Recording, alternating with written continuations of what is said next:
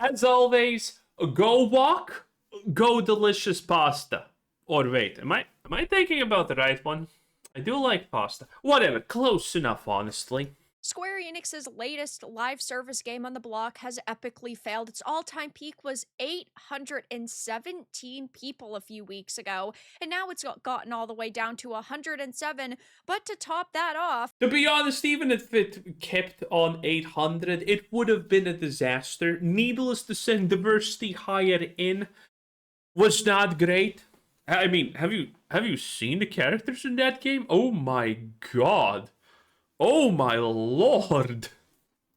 it's not the only live service failure we're seeing right now. We also have talked about Highguard so many times and titles like Concord, but there is another by Quantic Dreams called Spellcasters Chronicles that people are now discussing as well. I I have no idea what that is, mommy. have a few different things to show off, but before I get into the topic, if you enjoy the content I create, check out the Patreon of every single game to have a big player base.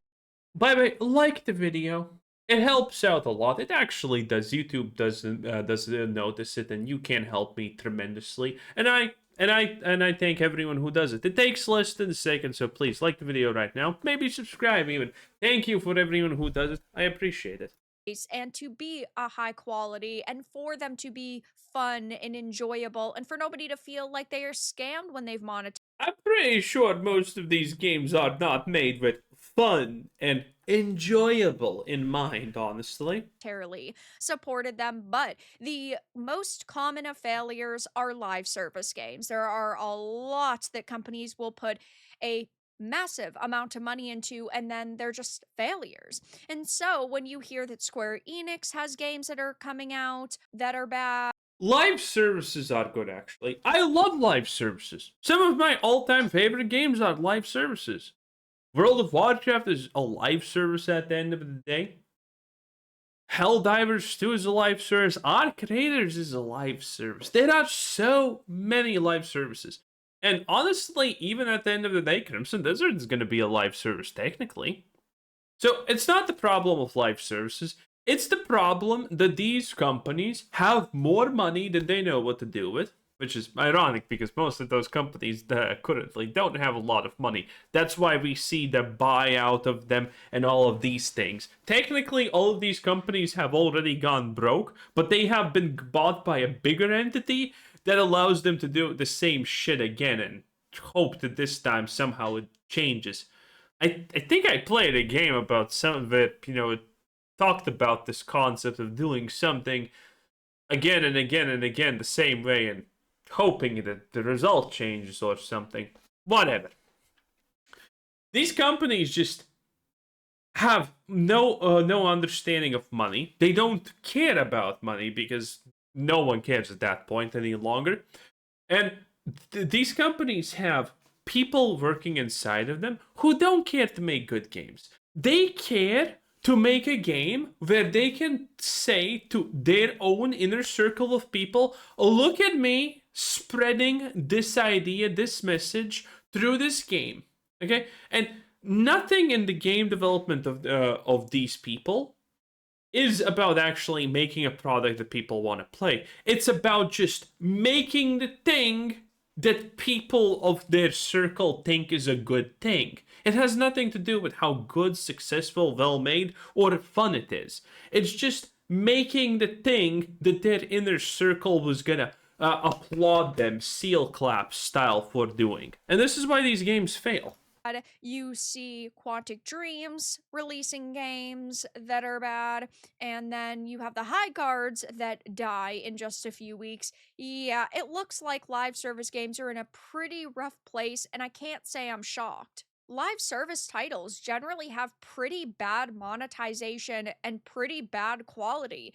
It seems that they are extremely tough to balance in terms of fan expectations. And then, if a game doesn't do good, they shut it down a few weeks later. And with Killer In, this is only in early access. Same goes for Spellcasters Chronicles. These are titles that can't even break 1,000 players. Who knows if they're going to make it to full release? So I have talked about Killer in other videos, they'll be linked down below, but this game's description is a corpse has been found and everyone is a suspect. You have been chosen to participate in a one night only game of death, deceit, and deduction. Oh wait, no, Killer Inn is the different one. I was thinking about the different one. Will you be a wolf or perhaps a lamb with the means to fight back? In Deception, we trust, and this is a game Yeah, this is effectively just Mafia. Or as the kids nowadays know, a different version of Among Us. that has at minimum 9 player lobbies, or that's like the minimum recommended, up to 24 players. But judging by the player count, which is 107, there's no shot that you are going to be able to easily find a lobby. And this game is buggy, it is glitchy, and sure, it is in early access, but they previously had a beta going on and doesn't seem like they fixed it up from that period. They didn't actually fix any of the bugs or glitches or problems people had. They haven't balanced it either. Though now that it is in early access and we haven't even gotten close to release, I just have to sit here and wonder, will this actually launch or will they just quietly sunset this? Because it is only a $10 game. Maybe they just sort of priced it low, hoping that more people were going to jump in. It's like we've talked about with plenty of AAA games. Oh, well, if you raise the standard price to $100, you are going to potentially make money off of those sales, but you are going to lose. Absolutely not. Most of the time, okay?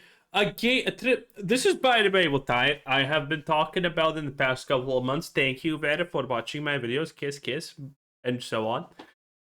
This only works for big AAA games. This works for Call of Duty. This works for Game Pass getting more expensive because these people have enough data to calculate how much they can increase the price of the Game Pass. So the profits are actually bigger, even though the player number is smaller. Again, this is the best example. What do you want to do? Do you want to sell a product to 100 people worth $10 and make 1,000, or do you want to sell a product to 90 people that's worth $13 each? Wait, does that actually math out? Yes, it does math out. It actually it actually does math out. Okay, safe. See, you are making $170 more on the second one, even though the price is bigger, and you are selling it to less people. And this is what a lot of AAA developers and big things with vast customer bases can do.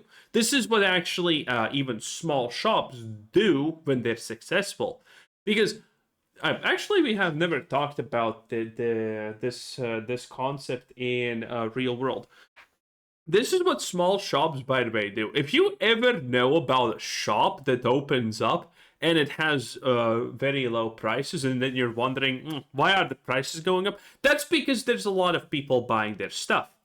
And the easiest way for them to increase profits while doing less and selling less and working less is by increasing profits. And they're going to continue increasing the price until the point where, they're going to be able to sustain it without a problem, and that happens to every small local business. Bakeries, plumberies. Plumberies not a real thing. You get the point. It works for everything the same. And needless to say, AAA does it. But again, the caveat is it works only for big and successful and large things, or previously successful in the case of modern day AAA titles. For something like this, where you're not even selling 5 copies, it doesn't work. You cannot just sell this shit for $100 and think that you're gonna gain more money. You're probably gonna lose a lot of money.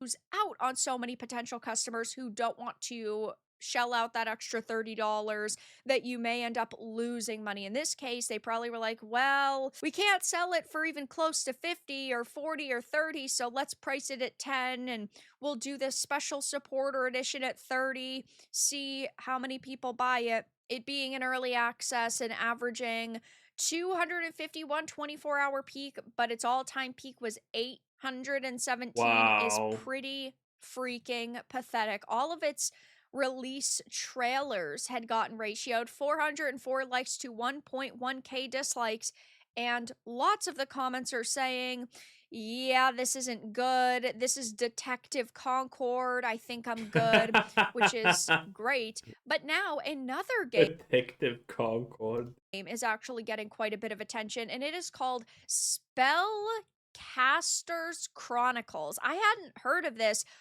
but apparently it is a Quantic Dream game. And if you don't know, Quantic Dream's most recent title that they published was Dustborn. So, not a Absolutely based. Oh my god, yes. Dude, if you haven't seen Dustborn, I mean, I covered it like once or twice, I think. Man, it was bad. good look, but they have done things previously like Detroit Become Human, Beyond Two Souls, Heavy Rain, lots of very Heavy Rain. notable higher quality experiences. So you see something like this versus a Heavy Rain, it seems that there is a night and day difference. I think the biggest problem for Spellcasters Chronicles, though, is the fact that this is a free Yo, click on this. I want to see. Is that a drag queen? to play game. So Also, hey.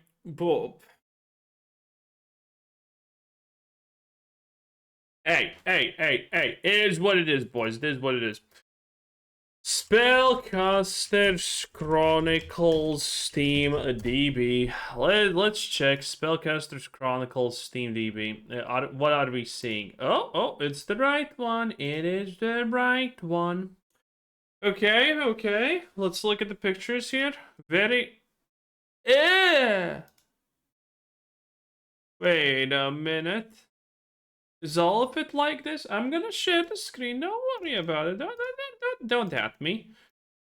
Oh, it's blanking out and not loading because I'm uploading a video. Well, whatever. yes, it is in early access, and there might be some technical problems, but plenty of early access games release and do extremely good because people are very excited for them. And people are like, oh my gosh, this is fantastic. And they want to sort of get in early. It says cast, fly, fight, cooperate in intense 3v3 action strategy battle, summon hundreds of creatures, cast devastating spells, and call upon the might of titans to rise as the most powerful member of the community of spellcasters. Okay, here it is. Wait, is Vera just gonna show it?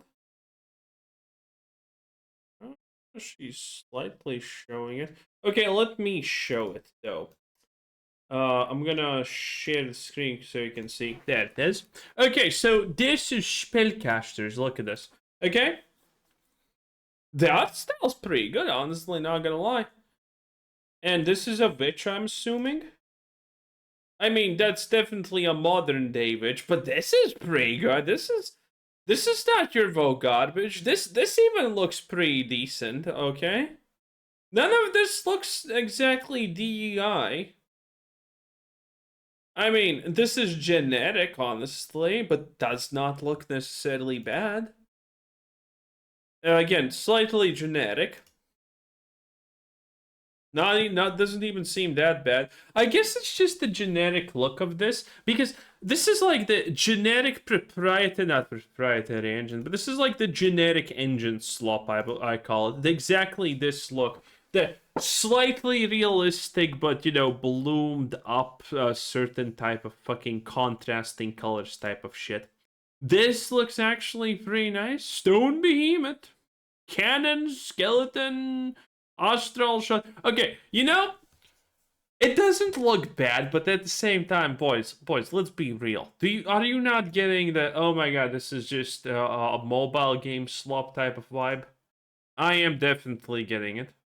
Yeah, this definitely looks like some mobile mobile shit type of slop. If they made a tower defense game out of this, or single player, some kind of horde wave thing, maybe this would not be even that bad, honestly. This is just sad, though. Look at this! That's my wife! That's my wife right there! I mean, slightly gay, but... I mean, most skinny Nords are. And whatever the fuck is this diversity hire? But she's not bad. She's not bad. That's a Titan, I think. Okay, more stuff. I'm pretty sure there's no penis here. Slightly less sure now about that, but you know, it's a maybe. It's a maybe. Anyway, yeah, I mean, it doesn't even look that bad. This just genetically looks like something people found and it does not seem good.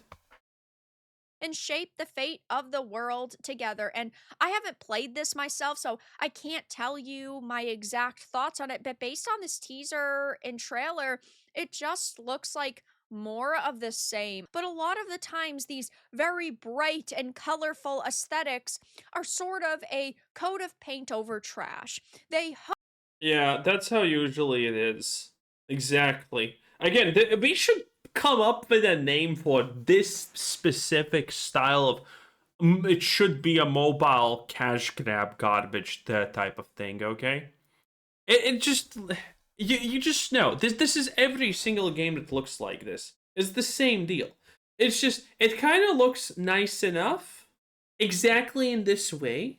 I don't know why every game of this sort exactly has this type of art style. Maybe there's some kind of preset bullshit that you can buy. And wait, did we have this? Yeah, we did have that. It just seems different. Whatever. Ah, interesting.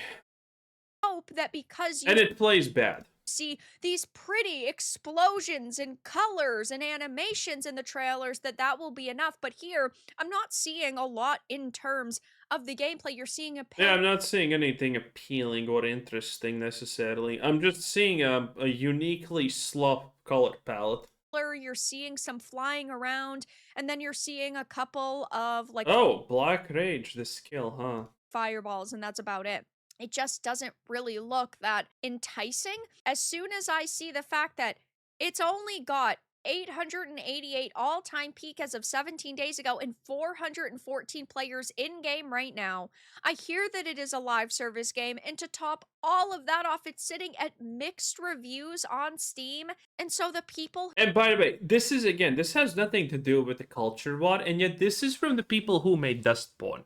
So you know that these people are just bad at making games, and that's it. They can't make any excuses because sure, Dustborn they can lie to themselves and say, "Oh, the chuds hated us. They don't like progress," and then they made this, and it was just not good, and people didn't like it. They're just bad at making games, you know? You can't make Dustborn and after you make this and this also flops, but it doesn't even get attention.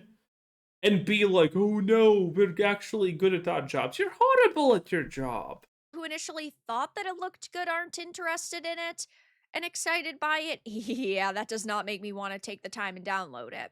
This is so bad, characters make no sense, and it's unbalanced, had no fun at all. Wish people would fully finish games before releasing them and actually checking to make sure things work properly and look/run as it should. And in the case of something like Slay the Spire 2, it is in early access, but it is almost completed, and it actually seems like they want fan feedback. And unfortunately, with a lot of games that release into early access, they're basically just doing that in order to make a little bit of extra money.